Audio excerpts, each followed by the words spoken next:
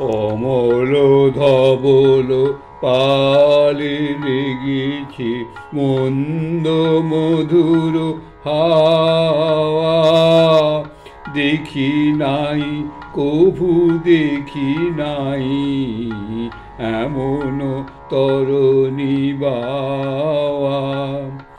অমল ধবল পালে লেগেছে কোন সাগরের পার হতে আনে কোন সুদূরের ধন। কোন সাগরের পার হতে আনে কোন সুদূরের ধন। ভেসে যেতে চায় মন হেলে যেতে চায় এই কিনারায় সব চাওয়া সব পাওয়া। ফেলে যেতে চায় এই কিনারায় সব চাওয়া সব পাওয়া। দেখি নাই কবু দেখি নাই এমন তরণী বাওয়া। পিছনে জড়িছে ঝড়ো ঝড়ো জল গুরু গুরু দেওয়া ডাকে। মুখে এসে পড়ে অরুণ কিরণ ছিন্ন মেঘের ফাঁকে। ওগো কান্ডারি কে গো তুমি কার হাসি কান্নার ধন। ওগো কান্ডারি কে গো তুমি কার হাসি কান্নার ধন। ভেবে মরে মোর মন কোন সুরে আজ বাঁধিবে যন্ত্র কি মন্ত্র হবে গাওয়া। দেখি নাই কভু দেখি নাই এমন তরণী বাওয়া। অমল ধবল পালে লেগেছে মন্দ মধুর হাওয়া। দেখি নাই কবু দেখি নাই এমন তরণী বাওয়া।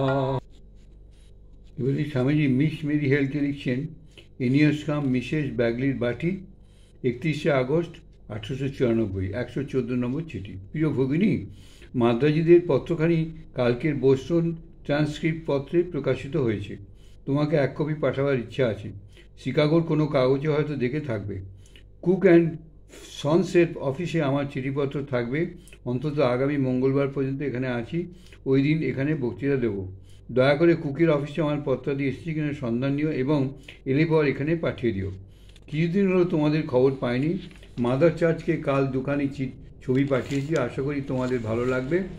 ভারতবর্ষের চিঠিপত্রাদির জন্য আমি বিশেষ উদ্বিগ্ন। সকলকে ভালোবাসা, তোমাদের চির স্নেহশীল ভ্রাতা বিবেকানন্দ। পুনঃ তোমরা কোথায় আছো না জানায় আরও কিছু পাঠাবার আছে, তা পাঠাতে পারছি না। বিবেকানন্দ।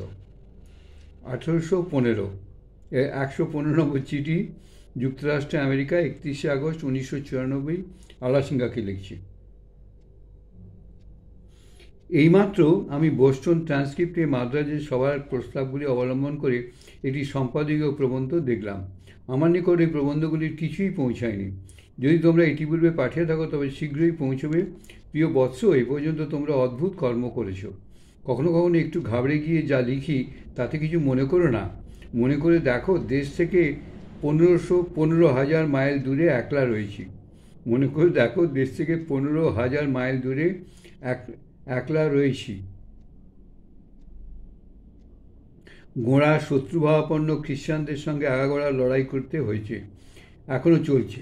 এতে কখনো কখনো একটু ঘাবড়ে যেতে হয়। হে বীর হৃদয় বৎস, এইগুলি মনে রেখে কাজ করে যাও। বোধহয় ভট্টাচার্য মশাইয়ের কাছ থেকে শুনেছ জিজির কাছ থেকে একখানি সুন্দর পত্র পেয়েছিলাম, এমন করে ঠিকানাটা লিখেছিল যে আমি মোটেই বুঝতে পারিনি, তাইতে তার কাছে সাক্ষাৎভাবে জবাব দিতেই পারিনি। তবে সে যা যা চেয়েছিল আমি সব করেছি।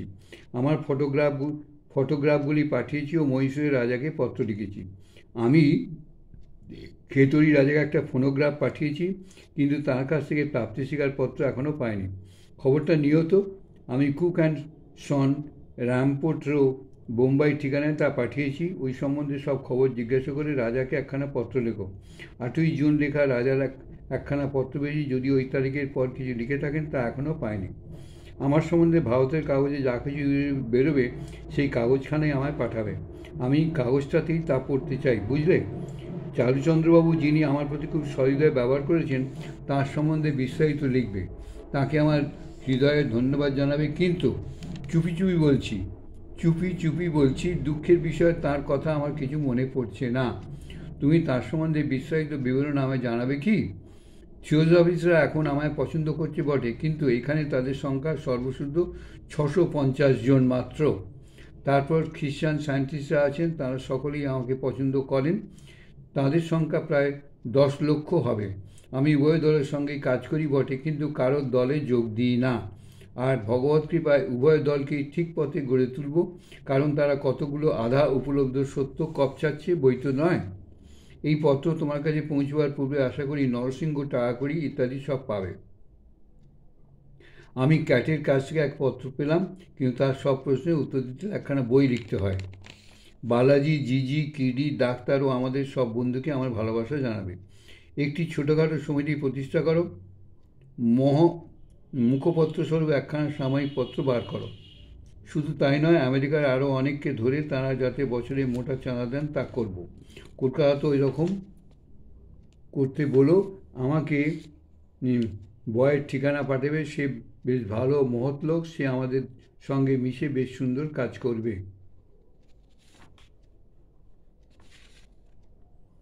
তোমাকে কেবল জিনিসটার ভার নিতে হবে, সর্দার হিসেবে নয়, সেবক ভাবে, বুঝলে?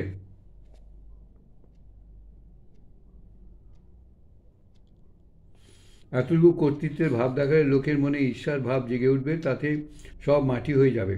যে যা বলে তাইতে সায় দিয়ে যাও, কেবল চেষ্টা করো আমার সব বন্ধুদের একসঙ্গে জড়ো করে রাখতে, বুঝলে? এই রকমই করতে হবে। মহীশূর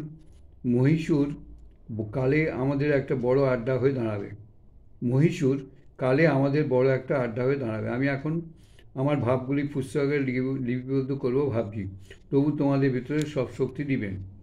আমার হাতে এখন 9,000 টাকা আছে।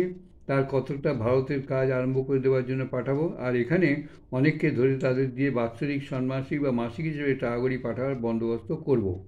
এখন তুমি সমিতিটা খুলে ফেলো, কাগজটা বের করে দাও।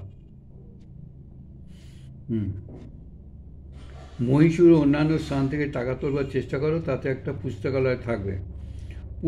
তুমি তো জানো, টাকা রাখা, এমনকি টাকা ছোঁয়া পর্যন্ত আমার পক্ষে বড় মুশকিল। ও আমার পক্ষে বেজায় বিরক্তিকর, আর ওতে মনকে বড় নিচু করে দেয়। সেই কারণে কাজের দিকটা এখন টাকাকড়ি সংক্রান্ত ব্যাপারটা বন্দোবস্ত করবার জন্য তোমাদিগকে সঙ্গবদ্ধ হয়ে একটা সমিতি স্থাপন করতেই হবে। এটি শীঘ্রই করে ফেলে আমাকে লেখো। সমিতির একটা অসাম্প্রদায়িক নাম দিও। আমার মনে হচ্ছে প্রবুদ্ধ ভারত নামটা বড় মন্দ নয়। ওই নামটা দিলে হিন্দুদের মনে কোনো আঘাত না দিয়ে বৌদ্ধদেরও আমাদের দিকে আকৃষ্ট করবে। মঠে আমার গুরুভাইদের এইরূপ সঙ্গবদ্ধ কাজকর্ম করতে বলবে। তবে টাকাকড়ির কাজ সব তোমাকেই করতে হবে। তোমার যদি সাংসারিক কাজকর্ম খুব বেশি থাকে এবং তার দরুন এসব করবার সময় না থাকে, তবে জিজি সমিতির বৈষয়িক দিকটার ভার নিক, আমি আশা করি। পেট চালাবার জন্য যাতে কলেজের কাজের উপর তোমার নির্ভর না করতে হয়, তার চেষ্টা করব। আর তোমরা যদি কোনো রকমের কাজে চালিয়ে যেতে পারো, তাহলে আমি ভারতে ফিরে গেলে কাজের দ্রুত উন্নতি হবে। তোমরা এত দূর করেছো এই ভেবে খুব আনন্দ করো। যখন মনে নিরাশ ভাব আসবে, তখন ভেবে দেখো 1 বছরের ভেতর কত কাজ হয়েছে। আমরা নগণ্য অবস্থা থেকে উঠেছি। এখন সমগ্র জগৎ আমাদের দিকে আশায় চেয়ে রয়েছে। শুধু ভারত নয়, সমগ্র জগৎ আমাদের কাছ থেকে বড় বড় জিনিস আশা করছে। নির্বোধ মিশনারিরা মজুমদারের উচ্চপদস্থ ব্যক্তিগণ, মজুমদার মানে প্রতাপ মজুমদার ও উচ্চপদস্থ ব্যক্তিগণ কেউই সত্য, প্রেম ও অকপটতার শক্তিকে বাধা দিতে পারবে না। প্রতাপ মজুমদার ও উচ্চপদস্থ ব্যক্তিগণ কেউই সত্য, প্রেম ও অকপটতার শক্তিকে বাধা দিতে পারবে না। তোমাদের কি মন মুখ এক হয়েছে? তোমরা কি মৃত্যু হয় পর্যন্ত তুচ্ছ করে নিঃস্বার্থভাবে থাকতে পারো? তোমাদের হৃদয়ে প্রেম আছে তো? যদি এইগুলি তোমাদের থাকে তবে তোমাদের কোনো কিছুকে, এমনকি মৃত্যুকে পর্যন্ত ভয় করবার দরকার নেই। এগিয়ে যাওয়া বৎসগণ, সমগ্র জগৎ জ্ঞানালোক চাইছে, উৎসুক নয়নে তার জন্য আমাদের দিকে তাকিয়ে রয়েছে। কেবল ভারতেই যে জ্ঞানালোক আছে, ইন্দ্রজাল মুখ অভিনয় ও বুজ্জুকিতে নয়, আছে প্রকৃত ধর্মের মর্মকথার উচ্চতম আধ্যাত্মিক সত্যের মহিমাময় উপদেশে। জগৎকে সেই শিক্ষার ভাগী করবার জন্য প্রভু এই জগৎ জাতটাকে নানা দুঃখ দুর্বিপাকের মধ্যে দিয়েও আজ পর্যন্ত বাঁচিয়ে রেখেছেন। এখন সময় হয়েছে, হে বীরহৃদয় যুবকগণ, তোমরা বিশ্বাস করো যে তোমরা বড় বড় কাজ করবার জন্য জন্মেছ। কুকুরের ঘেউ ঘেউ ডাকে ভয় পেও না। কুকুরের ঘেউ ঘেউ ডাকে ভয় পেও না, এমনকি আকাশ থেকে প্রবল বজ্রাঘাত হলেও ভয় পেও না। খাড়া হয়ে ওঠো, কাজ করো। তোমাদের বিবেকানন্দ। স্বামীজি চিঠি পড়লে না, মরা মানুষও তবে কি সংস্কার চাই। পাথর তো আর সোজা খাওয়ার, মরা মানুষ চাই। মরা মানুষ খাওয়া উঠবে, কিন্তু পাথর তো খাড়া হবে না। আমাদের এখন ওই অবস্থায়, জড় অবস্থায় রয়েছে।